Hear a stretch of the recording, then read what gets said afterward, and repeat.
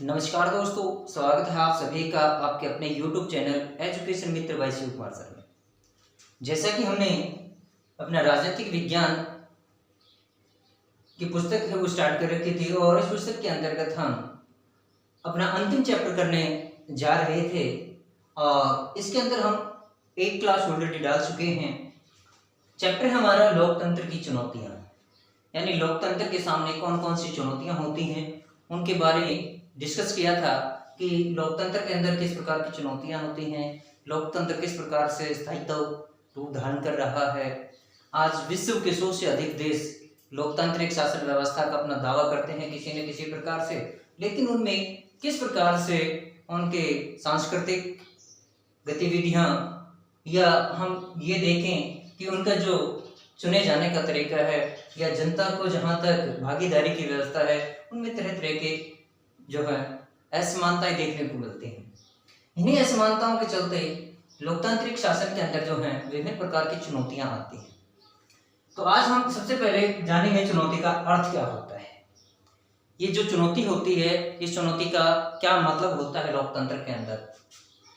तो देखिए, वैसी समस्याओं को चुनौती कहते हैं, यानी राजनीति के अंदर वैसी समस्याएं को चुनौती कहा जाता है जो महत्वपूर्ण हो, यानी जो समस्याएं महत्वपूर्ण हो, जिन पर आसानी से विजय प्राप्त की जा सकती है, जिन पर व्यक्ति लोकतंत्र के अंदर आसानी से जो है पार पा सकता है और पार पाने के बाद क्या होता है, व्यक्ति उस ऑब्स्टेकल को, उस बाधा को पार करने के बाद एक कदम आगे बढ़ता है, यानी सफलता की तरफ एक कदम आगे बढ़ा देता है।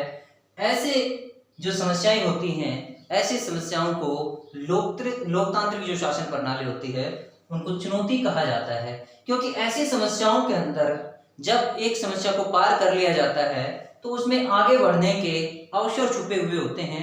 व्यक्ति को आगे बढ़ने का मोटिवेशन मिलता है, प्रेरणा मिल जाती है इसके माध्यम से। तो कल हमने ये जाना था, जो पहले वीडियो डाली थी हमने, उसके अंदर हमने ये जाना था कि लोकतंत्र के अंदर कौन कौन सी प्रमुख चुनौतियां होती है। प्रमुख रूप से हमने 3 चुनौतियों के बारे में डिस्कस किया था।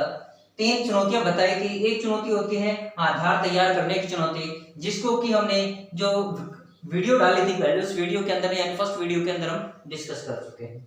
आज डिस्कस कर रहे हैं विस्तार की जो चुनौती है उसको, यानी आज विश्व के अंदर जितने भी लोकतांत्रिक देश हैं उनके अंदर ये विस्तार की जो चुनौती है। मान लीजिए बुनियादी आधार तैयार हो गया लोकतंत्र का, बुनियादी आधार तैयार होने के बाद लोकतंत्र के सम्मुख एक चुनौती आती है विस्तार की चुनौती, यानी उसको सरकार बनाने तक हमने वो कर लिया, लेकिन उस राष्ट्र के अंदर, उस क्षेत्र के अंदर, उस समाज के अंदर जितनी भी अन्य संस्थाएं हैं उनके अंदर इसको किस प्रकार से लागू किया जाए। तो चलिए देखते हैं इसके बारे में। लोकतंत्र में विस्तार की चुनौती का अर्थ क्या होता है। तो लोकतंत्र में विस्तार की चुनौती का अर्थ होता है कि देश के हर क्षेत्र में, यानी देश के अंदर, मान लीजिए हम भारत देश के संदर्भ में बात करें तो यहाँ पर 28 राज्य हैं और जो 9 यूटीज हैं हमारी, उनके अंदर क्या है, यानी हम एक तरह से ये कहें कि भारत के संदर्भ में अगर जो हम इसका डिस्कस करें, भारत के अंदर जितने भी राज्य हैं और जितने भी केंद्र शासित प्रदेश हैं उन सभी के अंदर क्या होना चाहिए, जो लोकतांत्रिक शासन प्रणाली है उसके मूलभूत सिद्धांत हैं वो सभी पर लागू होने चाहिए। तो क्षेत्र में लोकतंत्र के मूलभूत सिद्धांतों के आधार पर क्रियात्मक कार्य होने चाहिए, यानी कि जितनी भी गतिविधियां होती हैं, जितने भी कार्य होते हैं वो लोकतांत्रिक तरीके से होने चाहिए। यानी कि सरकार का गठन होता है तो भी लोकतांत्रिक तरीके से होना चाहिए, कोई कानून बनना होता है तो वो भी लोकतांत्रिक तरीके से होना चाहिए। इसका प्रभाव समाज के हर वर्ग, यानी जो निम्न से निम्न वर्ग है उस वर्ग तक इसका प्रभाव होना चाहिए और देश की हर संस्था तक पहुंचना चाहिए। यानी लोकतांत्रिक जो तरीका है वो हर संस्था तक पहुंचना चाहिए, उसकी गतिविधियों के अंदर लोकतांत्रिक तरीका झलकना चाहिए।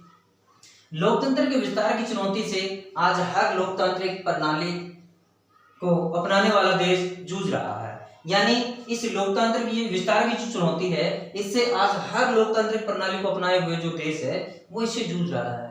क्यों? कहीं ना कहीं जो लोकतांत्रिक तरीका है किसी न किसी संस्था में गायब मिलता है, कहीं ना कहीं वहां पर ऑटोक्रेसी या तानाशाही जैसे सिस्टम देखने को मिल जाता है।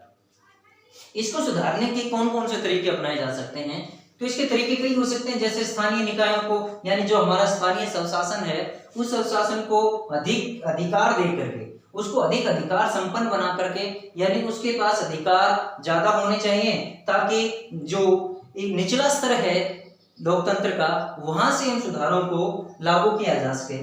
संघवाद को अधिक प्रभावी बनाकर, क्योंकि भारत एक संघवादी तरीका फेडरलिज्म को अपनाए हुए है, तो ऐसे में इस तरीके को ज्यादा मजबूती प्रदान करके भी हम इसको अच्छी तरह से लागू कर सकते हैं।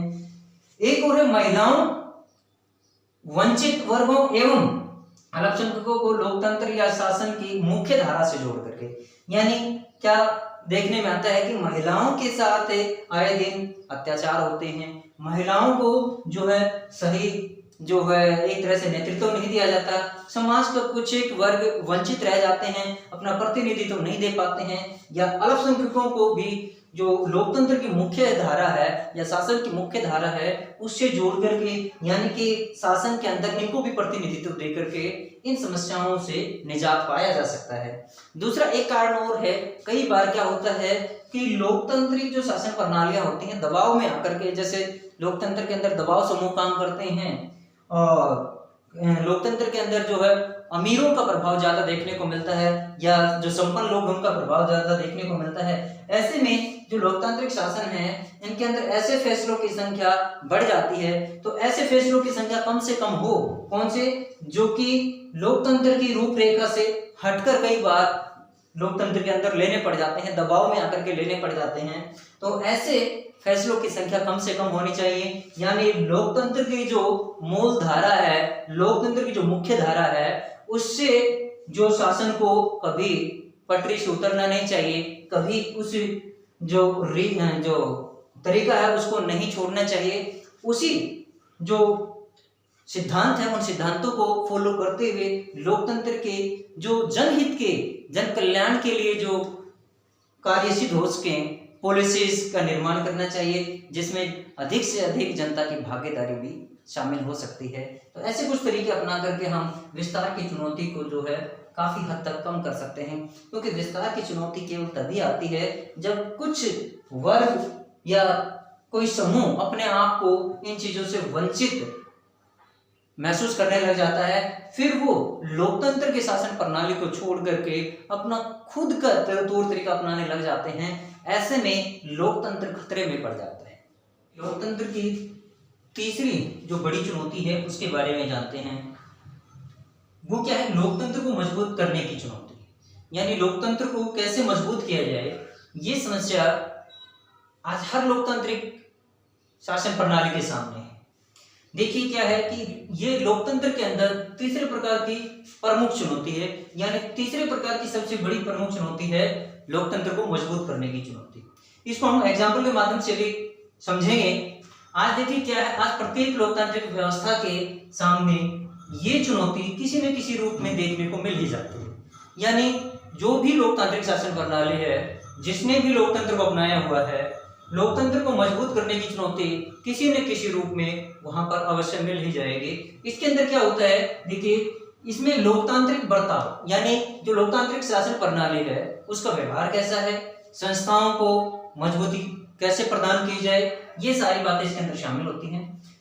ये कार्य इस प्रकार से करने चाहिए, यानी कि लोकतांत्रिक संस्थाओं को कैसे अधिक से अधिक लोकतांत्रिक तरीकों को अपनाने, लोगों की अधिक से अधिक भागीदारी शामिल करने, लोगों को अधिक से अधिक जो नीतियां बनाने का जो तरीका है, जो नीतियां बनाई जाती हैं, कैसे उनके अंदर पारदर्शिता बरती जाए, लोगों को कैसे उन जो तरीके अपनाए गए हैं उन तरीकों को कैसे लोगों तक समझाया जाए, कैसे लोगों को समझाया जाए कि ये तरीके जो हैं सही तरीके से अपनाए गए हैं, या इसके अंदर प्रोसीजर्स और नॉर्म्स को अप्लाई किया गया है। इस चीज के लिए समय समय पर क्या करवाना चाहिए, समय समय पर प्लेबिसाइट का भी प्रबंध किया जा सकता है, यानी प्लेबिसाइट करवाया जा सकता है, लोगों की राय जानना समय समय पर। किसी भी कानून को लागू करने से पूर्व क्या करना चाहिए कि लोगों से एक प्लेबिसाइट करवा लेना चाहिए इसके लिए। तो एक तरह से देखा जाए तो इसके अंदर क्या है कि जो संस्थाओं की कार्य प्रणाली है, संस्थाओं के कार्य प्रणाली को चेक करना होता है, लोगों को लोकतंत्र से अपनी उम्मीदों को पूरा करने का भरोसा बना रहे, इस प्रकार के तरीके संस्थाओं को अपनाने चाहिए। लेकिन कई बार क्या देखने में आया है कि अलग अलग जो समाज होते हैं, क्योंकि देश के अंदर कई तरह के समाज होते हैं, कोई अल्पसंख्यक होता है, कोई माइनॉरिटी में होता है, कोई अमीर है, कोई गरीब है, कोई वनों के अंदर रहने वाले वनवासी लोग हैं, कोई झोपड़पट्टियों में रहने वाले लोग हैं, कोई मजदूर वर्ग है। तो ऐसे में अलग अलग समाज के जो जरूरतें होती हैं, जो समस्याएं होती हैं, वो अलग अलग होती हैं, और अलग अलग समस्याएं होने की वजह से अलग अलग राष्ट्रों को इनको सोल्व आउट करने का, इनको सुलझाने का तरीका भी अलग अलग सोचना पड़ता है। तो इस तरह से देखा जाए तो जो नीतियां बनाने का जो तरीका होता है, उस तरीके में लोकतांत्रिक प्रणाली को ज्यादा से ज्यादा महत्व दिया जाना चाहिए। दूसरे शब्दों में हम ये कह सकते हैं कि इसमें संस्थाओं की जो कार्य पद्धतियां हैं, यानी संस्थाओं का जो कार्य करने का तरीका है, उनको सुधारना बहुत जरूरी है। संस्थाओं के जो गतिविधियां हैं, उनको चेक करना बहुत जरूरी है। इसके अंदर कैसे सुधारा जा सकता है, इसमें लोगों की ज्यादा से ज्यादा भागीदारी होनी चाहिए। ये संस्थाएं लोगों के नियंत्रण में होनी चाहिए, यानी लोगों का नियंत्रण इनके ऊपर ज्यादा से ज्यादा होना चाहिए, ताकि कोई भी गलत कार्य होने से लोकतंत्र में ये चुनौती बनने से पूर्व हुई उसको सोल्व आउट किया जा सके। क्योंकि लोगों का अगर जो नियंत्रण होगा किसी भी लोकतांत्रिक शासन संस्था पर, तो लोग जब कोई भी पॉलिसी बन रही होगी तो उसमें क्या होता है कि लोग जो विपक्ष होता है, विपक्ष के अंदर जो चुने हुए नेता होते हैं, वो उसकी आलोचना करेंगे। आलोचना कई बार क्या होता है, आजकल की जो राजनीति है, आजकल की राजनीति हुआ हुल्ला या हुड़दंगबाजी की जो राजनीति रह गई है, संसद के अंदर अगर जो किसी मुद्दे पर बहस होती है तो वो सेल्फ सेंटर्ड हो गई है। समाज कल्याण के इसमें किसी प्रकार की भावना को नहीं रखा जाता है, यानी अपने फेवर को जो है सबसे ज्यादा महत्व दिया जाता है जन कल्याण की भावनाओं के लिए। या चाहे कोई गतिविधि, कोई नीति अगर जो जन कल्याण के लिए भी बन रही है, तो विपक्ष पार्टियां या विपक्ष जो है ये चाहता है कि ये नीति इनके द्वारा लागू कैसे हो रही है। इस प्रकार से जो पार्टियां हैं वो अपने आप को अच्छा दर्शाने के लिए कई बार जो जन कल्याण की नीतियां होती हैं उनको लागू करने में भी जो अड़चने पैदा करती हैं। तो ऐसे में क्या होना चाहिए, जन कल्याण की जो नीतियां हैं उनको सपोर्ट करना चाहिए, और जो नीतियां गलत तरीके से अप्लाई की जा रही हैं, गलत तरीके से लागू की जा रही हैं, या समाज के राष्ट्र के हित में नहीं है। कई बार क्या होता है कि कई मुद्दे राष्ट्र के लिए, राष्ट्र हित के बारे में सोच लिए जाते हैं, लेकिन हो सकता है वो क्षेत्रीय हित के ना हो। ऐसे में जो वो मुद्दा, जो कानून बनाया जा रहा है, वो कानून कई बार चुनौती का कारण बन जाता है। तो आइए हम इनको उदाहरणों के माध्यम से देखते हैं। जैसे कि हम मैक्सिको का उदाहरण लेते हैं। जो पीआरआई पार्टी थी मैक्सिको की, वो चुनाव के अंदर हार जाती है। चुनाव के अंदर हार जाती है तो उसके बाद 2000 के अंदर क्या होता है, 2000 में फिर से दोबारा स्वतंत्र चुनाव करवाए जाते हैं। लेकिन स्वतंत्र चुनाव में हार जाने के बाद क्या होता है, हारे हुए जो कैंडिडेट हैं, हारे हुए उम्मीदवार हैं, वो चुनाव में धांधली का आरोप लगा देते हैं। तो इस प्रकार से क्या होता है कि लोकतंत्र में लोकतांत्रिक तरीका है, जनता ने जिसको जनता ने पसंद किया उसको जनता ने वोट कास्ट किया है। इस तरह से ये जो चुनौती नहीं बनानी चाहिए, क्योंकि लोकतंत्र क्या है, जनता का शासन है। जनता ने जिसको पसंद किया उसको जो प्रतिनिधित्व अपना दे दिया, अपना प्रतिनिधि के रूप में चुन लिया है। ऐसे में इसको एक चुनौती के रूप में सामने लेकर आना गलत तरीका है। सऊदी अरब का हम एग्जांपल ले सकते हैं। सऊदी अरब में क्या है कि महिलाओं की स्थिति हर कोई जानता है कि महिलाओं की स्थिति काफी दयनीय है। उनको राजनीति के अंदर भागीदारी नहीं दी जाती है, उनको इवन शिक्षा का अधिकार भी नहीं दिया गया है। ऐसे में जो लोकतंत्र को मजबूत बनाने की जो प्रमुख चुनौती है, जब तक समाज के हर व्यक्ति तक एजुकेशन नहीं होगी, समाज के हर व्यक्ति को अपने विचार व्यक्त करने की स्वतंत्रता नहीं होगी, समाज के हर व्यक्ति को, चाहे महिला है या पुरुष है, उसको जब अपनी स्थिति को सुधारने की ही जो स्वतंत्रता नहीं है, तो वहां पर हम लोकतंत्र को मजबूत कैसे मान सकते हैं।